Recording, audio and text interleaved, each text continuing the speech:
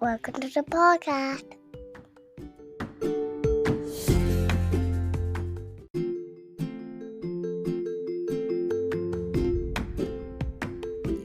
Welcome to Classroom to Corporate Connections. I'm excited to share my journey from classroom to corporate and build connections to help you succeed.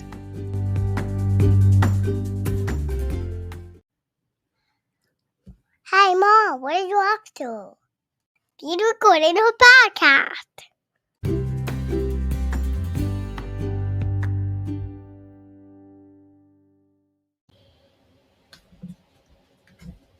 This is Season 2, Episode 2, Happiness.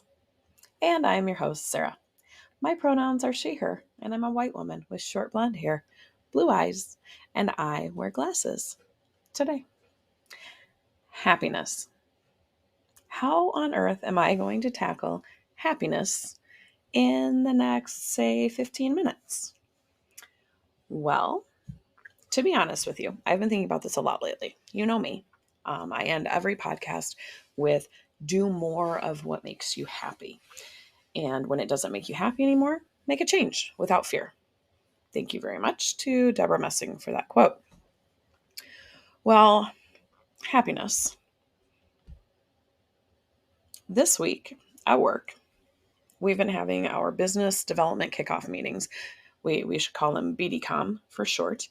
And the theme has been around wellness. To me, those two align really closely, wellness and happiness.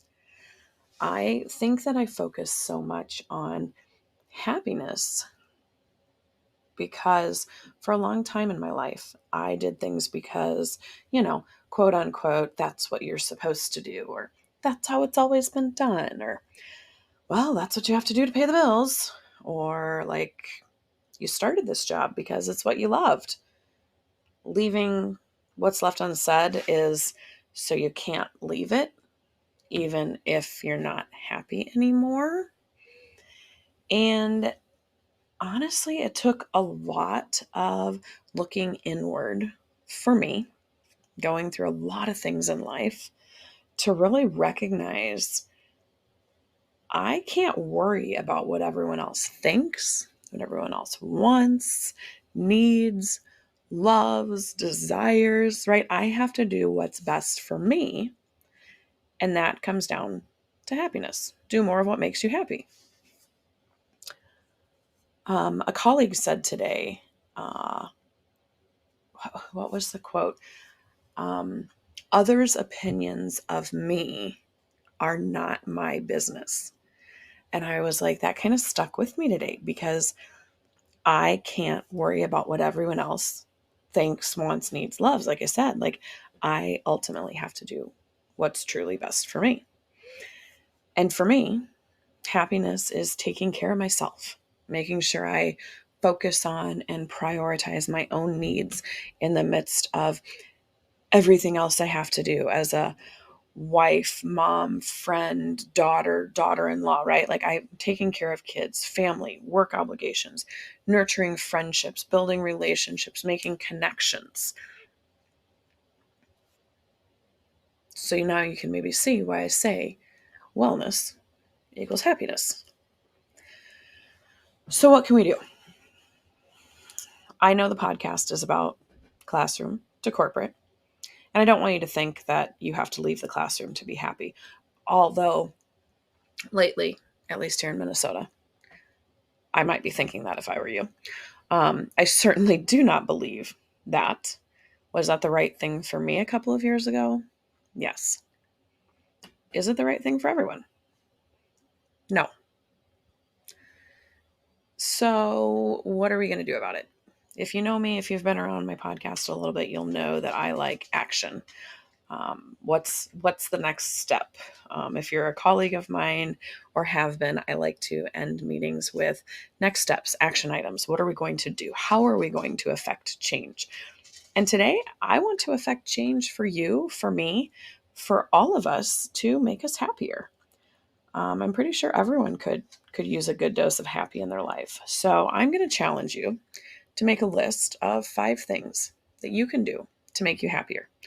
These don't have to be huge. These don't have to be monumental. I mean, don't get me wrong. If someone surprised me with a trip to Disney World, would that make me happy? Absolutely.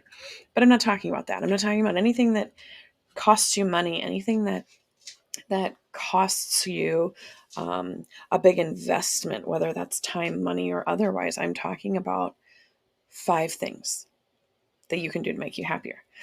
To get you started, I'll share my 5 things.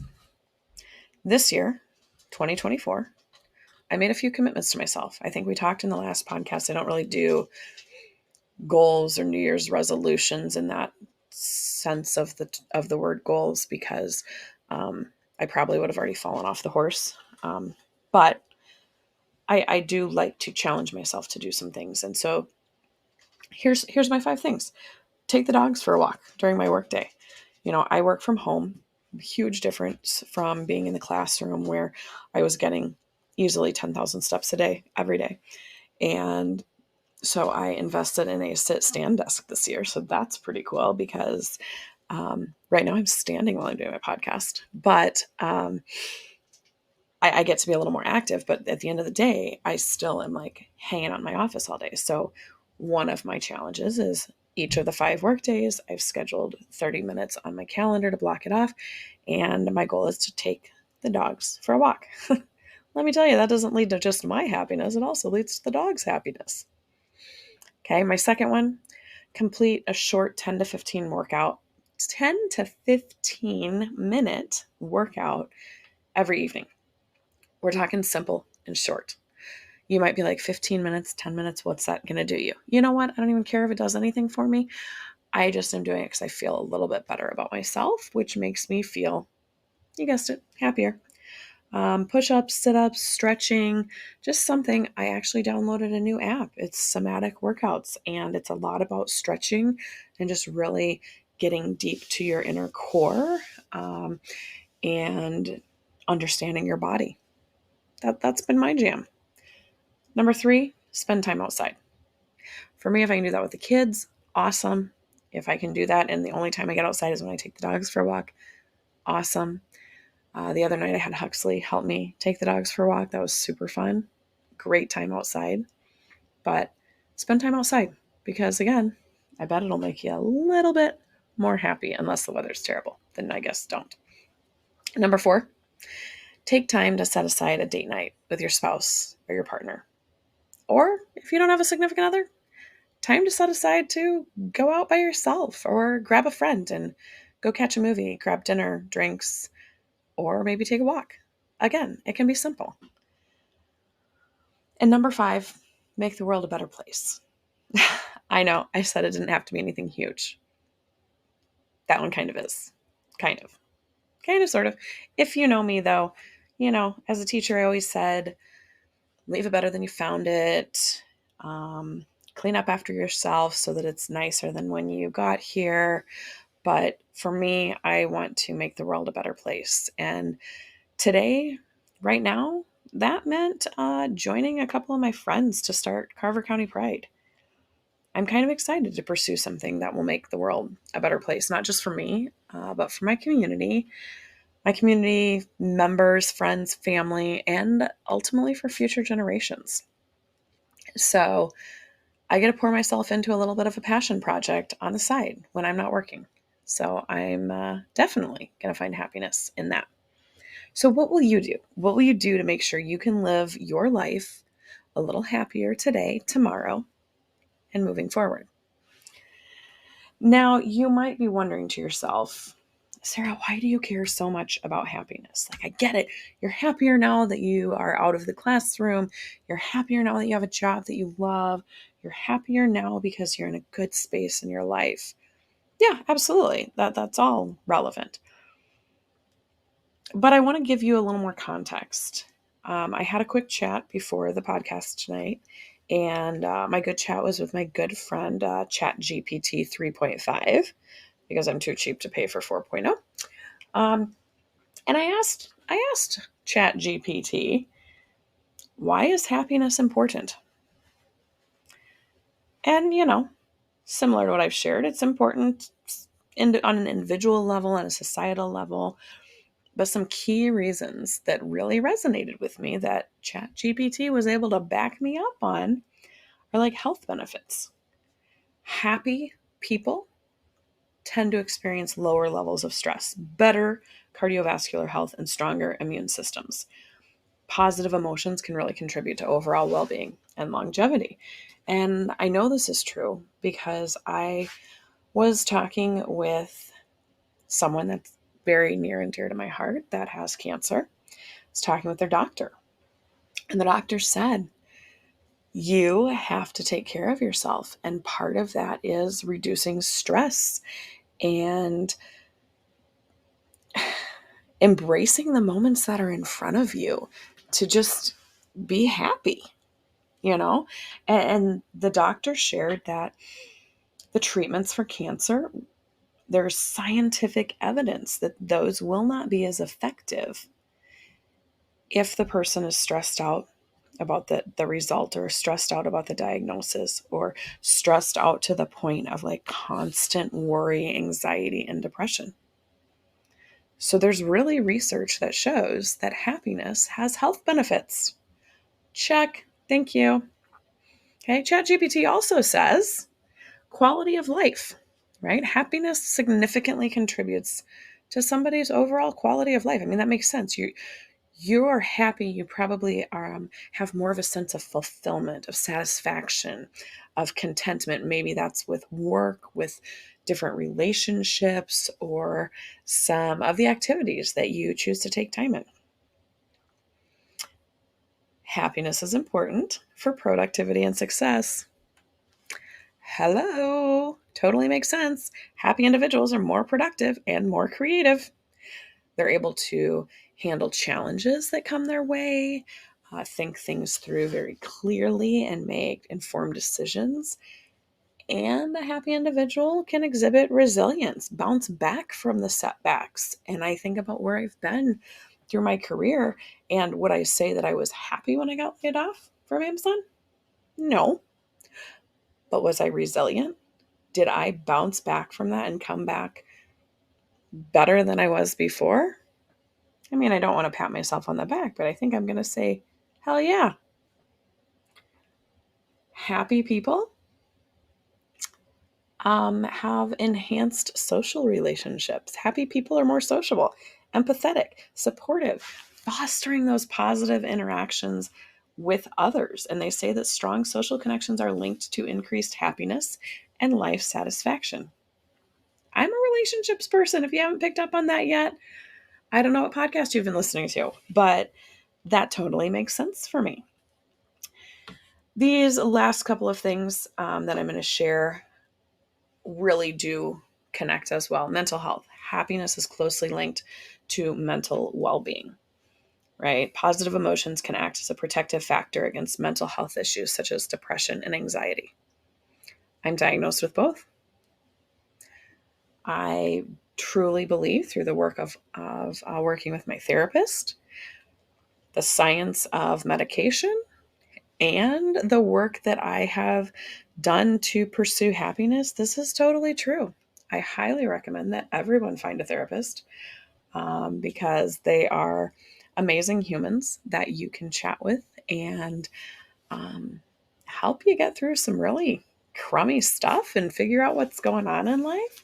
But I just think it's good for everyone, and I want to work through this podcast to also reduce the stigma around mental health. And so, talking about happiness, positive emotions can help protect you against mental health things, right? Mental health issues like depression and anxiety. Happy individuals are also often more motivated to pursue and achieve their goals.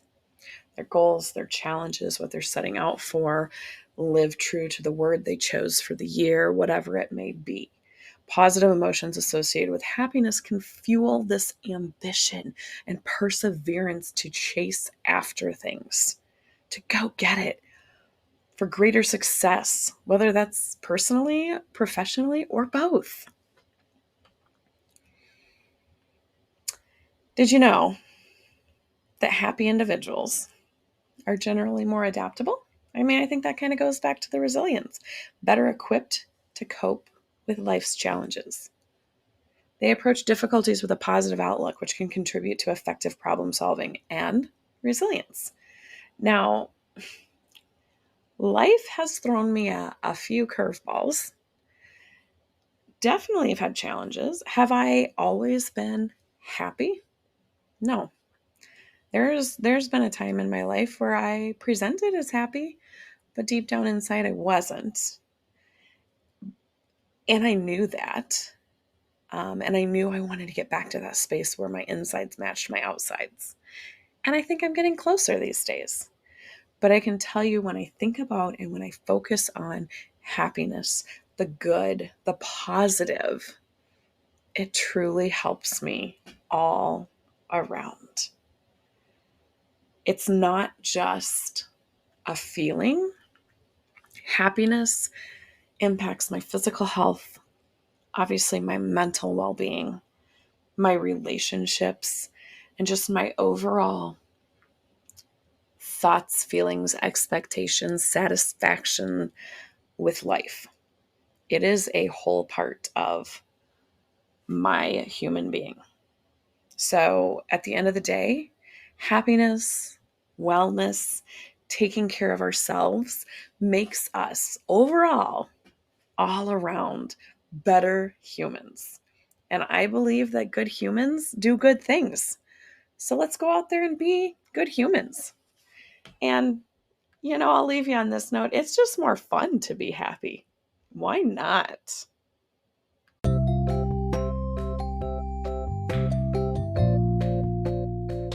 And until next time, take care. And remember, Deborah Messing says, do what makes you happy. And when it doesn't make you happy anymore, make a change without fear.